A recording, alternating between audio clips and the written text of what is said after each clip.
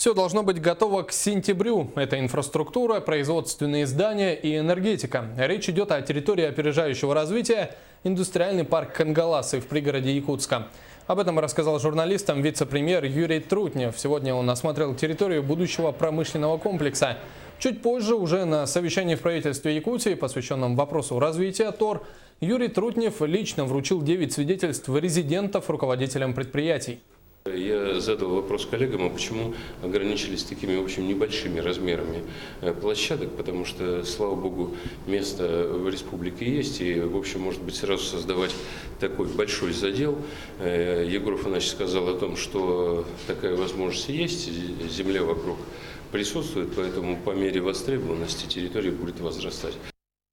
Также Юрий Трутнев провел совещание по подготовке к 6-м международным спортивным играм «Дети Азии». Масштабные соревнования пройдут с 5 по 17 июля в Якутске.